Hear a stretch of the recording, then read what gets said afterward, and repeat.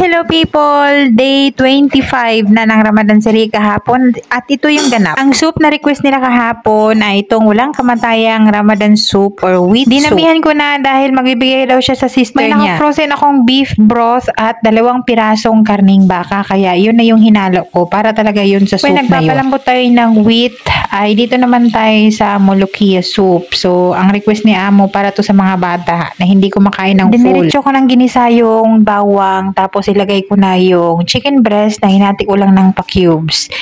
At ang sambusa naman, as usual, itong beef sambusa. Nilagyan ko lang yan ng itlog, chives, and dill. So, yun lang yung lagi nating pinabalot araw-araw kasi naka-frozen naman yung ibang kind ng sambusa. Medyo kahapon, hindi tayo ngarag. Maaga din ako nag-umpisa dyan. Tapos, hindi masyadong namatawag doon. Hindi komplikado yung gawa ko kahapon.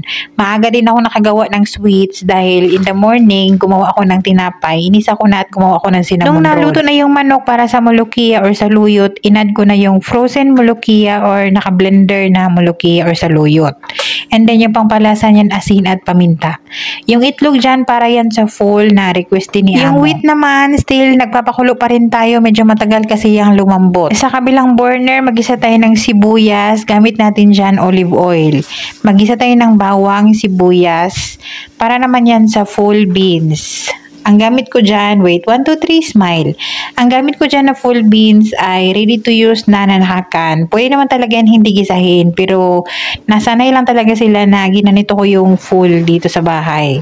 So, nakalimutan ko dyan yung kamatis na chop na maliliit dapat. Meron pa yung tomato paste at kamatis. Kaso nakalimutan ko bago i-add yung full in can. Kaya ang ginawa ko dyan, nag-isa naman ako sa separate pot. O diba maraming hugasin.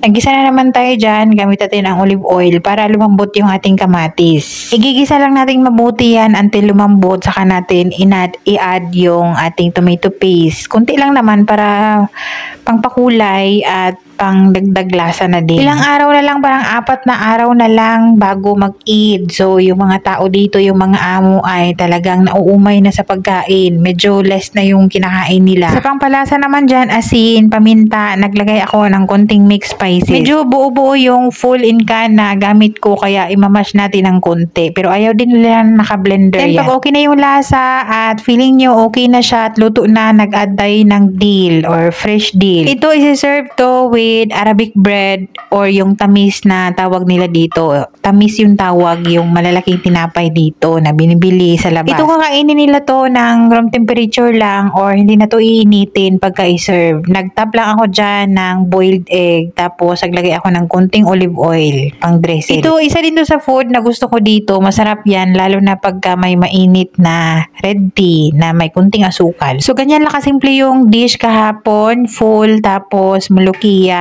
And yung Molokhia pala, merong white rice yun. Kaso lang hindi ako naggawa ng white rice. Nung mga nakarang araw, bumili kasi si Amo ng rice from outside. And sayang naman yung mga kanin. So, yun yung ininit ko. Lumambot na yung ating wheat. So, ilalagay na natin sa blender. Pero magtira ako ng mga 1/4 or mga 2 takal. Mga 2 sandok. Para meron tayong manguya-nguya. Masarap yun pagka hindi lahat blended. Usually, pagka dito lang sa bahay, 1 takal lang or 1 cup lang yung ginagamit ko or nilaga ko na wheat. Kaso lang, sabi ni Amo kahapon, medyo damihan ko kasi magbibigay daw siya sa sister niya. Kaya dinamihan ko, dinubol ko yung aking niluluto lagi na soup. Pagkatapos naman i-blender, ilagay natin yan sa pot. So, dahil sa marami pang natira yun, i-blender pa natin yung iba.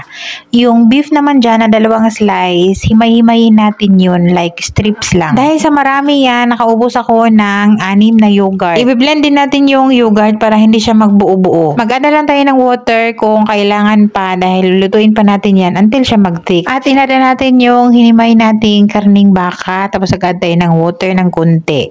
Naglagay tayo ng cloves, pamintang buo, naglagay tayo ng konting-konting cardamom powder, konti lang para hindi mag-overpower yung cardamom powder.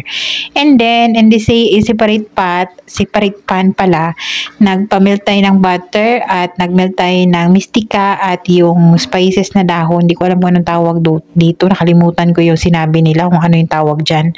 Tapos, hinalo na natin dyan. And papakuluan natin yan until mag-reduce na yung tubig at mag-thick na. Nag-add pala ko dyan ng broth cubes and asin. Ang sweets naman nila kahapon ay itong cinnamon roll na ginawa ko early pa lang kasi meron tong mga kasamang tinapay. So, isiparit na lang natin yung video ha para hindi kayo magkalito-lito. Kami lang kasi ni Belle yung mag-breakfast, magla-lunch dito kasi nga fasting sila. So, madalas maubusan kami ng tinapay. So, yung ginawa ko ay gumawa ko kahapon ng mga tinapay para meron kaming kape-kape. Ito namang tinapay na to, ang tawag dito ay tamis. Ang ibang flavor nito ay may plain, tapos itong hinawakan ko ay may cheese yan. Yan yung pang partner nila sa nawaship or yung full na ginawa ko. Yan yung partner. Masarap yan, freshly baked, mainit-init pa. Ikaso mga 30 minutes pa yung time para kakain sila. So yung ginawa ko ay hiniwa ko or in-slice ko yan, tapos ilagay ko sa baking pan and then ilagay sa oven. Yung kalahati noon ay pinakrispy ko dahil gusto nga nila yung makrispy. Ito, nakabrito na tayo ng sambusa at itong green chili na may lemon, walang garlic yan dahil si amo yung nag-request, yung amo kong lalaki. Yung tamis naman, yung iba niyan, soft lang, ininit ko lang talaga siya. Yung kalahati naman yan ay pinakrispy ko. Yung ibang bata gusto ng crispy, may ibang bata naman dito na gusto ng soft. Ayan, okay na yan at ready to serve na yan. Tatakpan lang natin yan ng puting tela para hindi siya madaling lumamig. Oras na yan para i-serve ang lahat dahil tapos na yan silang nagdasal sa mga oras na yan, kaya nilagay na natin yung ating wheat soup. Yung binigay pala sa sister ay alas 5 pa lang kinuha na or pinahatid na. Itong Molokhia soup na to, isang pack lang yung request ni amo. Kaso lang dinalawa ko dahil iniisip ko today or kinabukasan yan ay plano ko talagang yun lang yung pagkain namin ni Belle. Para hindi na tayo laging nagluluto ng luto dahil medyo nauumay na rin tayo. Hindi lang medyo nauumay na talaga tayo sa kakaluto. Di bali, ilang araw na lang din matatapos na rin tong Ramadan serye na to. Tara kain, yan yung ganap kahapon, Ramadan Day 25.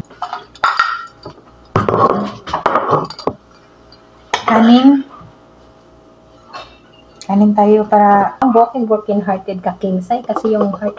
sambusa. Tayo. Yan. Kain tayo! Yung Molokhia, ganito naman siya kakainin. Lalagay sa kanin. May multo dyan sa kusina niyo. Wala naman, Jordan. Yan natin ang lemon. Kalasyaw. Kalasyaw, okay. Jo, shoutout sa'yo, Jo. Kain, Jo. Pa-join sa live. Thank you, Sita. Asan ka na ba, Jordan? Ika lang, join kita. O, yan. Thank you, Jo. Gusto mo rin.